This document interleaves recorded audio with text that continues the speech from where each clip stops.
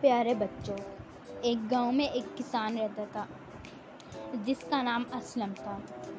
وہ کھیتی باڑی کر کے اپنا اور اپنے گھر والوں کا پیٹ پالتا تھا، لیکن کسان اور اس کا بیٹا گلو دونوں اپنے گھر میں موجود ایک چوہے سے بہت زیادہ پریشان تھے۔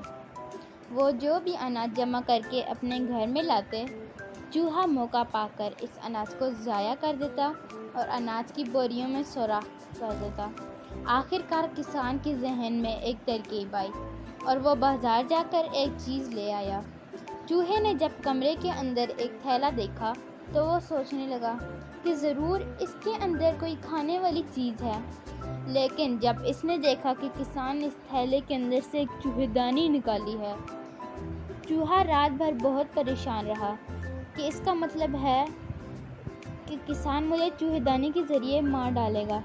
لہٰذا وہ صبح ہوتے ہی کسان کے بکرے اور مرغے کے پاس گیا اور انہیں کہا، سنو ہوشیار، ایک بہت بڑی پریشانی کی خبر ہے، کسان گھر میں چوہے دانی لے آیا۔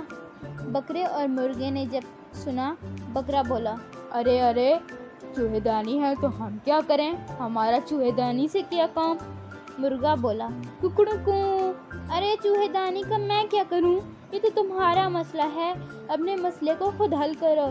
چوہا بیچارہ مایوس ہو کر واپس لوٹ گیا اور پھر سوچنے لگا کہ چلو اب کوئی راستہ نہیں، مجھے اسی چوہے دانی کے ساتھ گزارا کرنا پڑے گا۔ اسی لمحے کمرے میں ایک کھٹاک کی آواز آئی۔ کسان کا بیٹا سمجھا کہ شاید کوئی چوہا چوہے دانی میں پھنس گیا ہے۔ وہ رات کے اندھیرے میں فوراً سے کمرے میں آیا اور اس نے چوہے دانی کی طرف ہاتھ بڑھایا، لیکن یہ کیا، چوہے دانی میں چوہے کے بجائے ایک سانپ پھنس گیا تھا اور اس سانپ نے کسان کے بیٹے کے ہاتھ پر ڈس لیا۔ کسان کا بیٹا وہیں پر بے ہوش ہو گیا۔ کسان اپنے بیٹے کو ڈاکٹر کے پاس لے گیا۔ کچھ دن ہسپتال رہنے کے بعد وہ بیٹے کو گھر لے آیا۔ بیٹا بہت کمزور ہو گیا تھا، لہٰذا اس نے فیصلہ کیا کہ بیٹے کو مرغی کا سوپ بنا کر پلایا جائے۔ لہٰذا وہ چھری لے کر گیا اور اس نے مرغی کو ذبح کیا اور اس کا سوپ بنا کر بیٹے کو دیا۔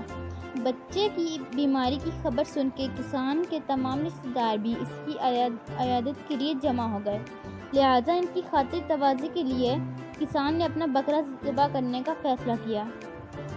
لہٰذا وہ چھری لے کے بکرے کے پاس گیا اور بکرے کو بھی ذبح کر کے اس کا گوشت اپنے سب رشتہ داروں کو کھلایا۔ کچھ دنوں بعد کسان کا بیٹا ٹھیک ہو گیا، مگر چوہے کے دونوں خود غرض دوست اپنی جان سے ہاتھ دھو بیٹھے۔ اپنے خود غرض دوستوں کا چوہے کو بہت دکھ ہوا۔ اس نے سوچا، کاش دوستوں نے میری بات مان کر میری مدد کی ہوتی۔ تو پیارے بچوں، اس کہانی سے ہمیں یہ سبق ملتا ہے کہ اگر ہم خود مصیبت اور تکلیف سے بچنا چاہتے ہیں تو ہمیں چاہیے کہ مصیبت زدہ لوگوں کی مدد کریں۔ مزید اچھے کہانیوں کے لیے چینل سبسکرائب کریے گا۔